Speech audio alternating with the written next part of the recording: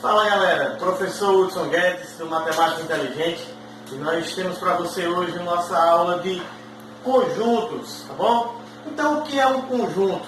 Quando eu consigo reunir alguns livros, eu tenho um conjunto de livros. Quando eu reúno algumas canetas, eu posso dizer que eu tenho um conjunto de canetas. Então quando eu consigo agrupar determinados elementos, nós temos aí um conjunto de alguns elementos. Posso ter conjunto de livros, conjunto de canetas, conjunto de sapatos, determinados e infinitos tipos de conjuntos nós podemos ter aí para vocês. Então o conjunto ele pode ser representado de três maneiras distintas. O conjunto ele pode ser representado da sua forma tabular, ele pode ser representado através de um diagrama de Venn, como ele também pode ser representado através de uma propriedade. Como é a representação de cada um desses elementos?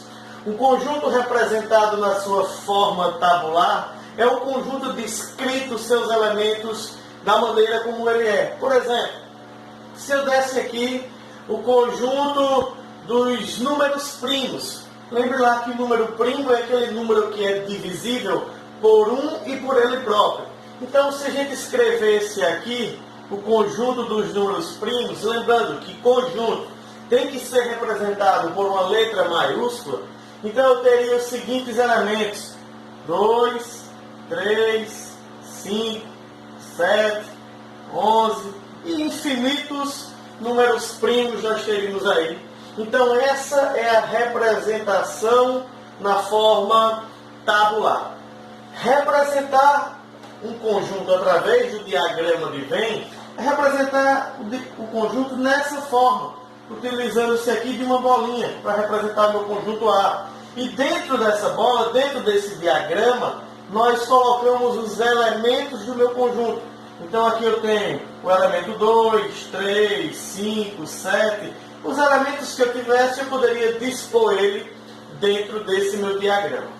E a terceira maneira de representar um conjunto é representar através de sua propriedade, a propriedade que descreve esse conjunto.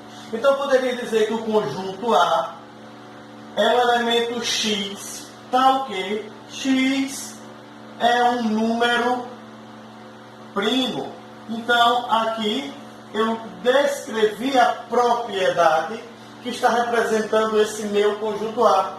O meu conjunto A é formado por elementos X, tal que X é um número primo. Então é uma maneira também de representar conjuntos. Conjuntos ele pode ser ainda também aqui dessas quatro formas.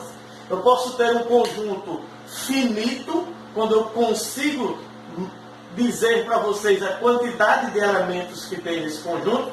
Como o conjunto ele também pode ser infinito, quando para cada elemento que eu tiver vai ter um elemento na sequência.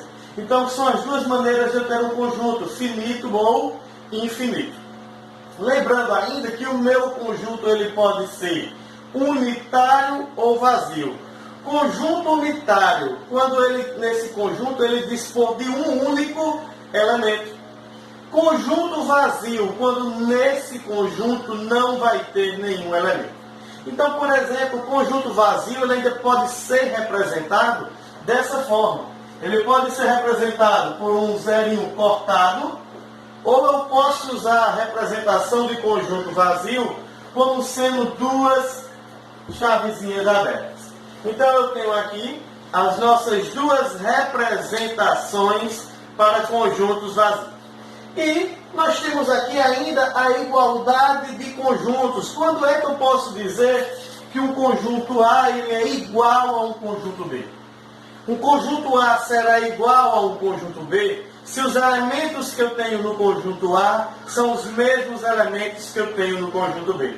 Então, por exemplo, se eu tivesse aqui um conjunto A com os elementos A, 1 e B, e tiver um segundo elemento conjunto aqui com os elementos 1, B e A, eu posso dizer que esses dois conjuntos são iguais?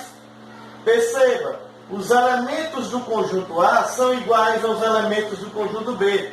Mas isso não importa se a ordem dos elementos está na mesma posição, porque em conjunto, isso aqui não importa a ordem que eu tenho os meus elementos. Então, uma igualdade, o próprio nome está dizendo, é se os elementos de um conjunto forem igual aos elementos de outro conjunto. Tá bom, galera? Então, nós temos aí para vocês essa nossa primeira aula de conjunto. Espero que vocês tenham gostado. Quem gostou, curte aí e se inscreve lá no nosso canal.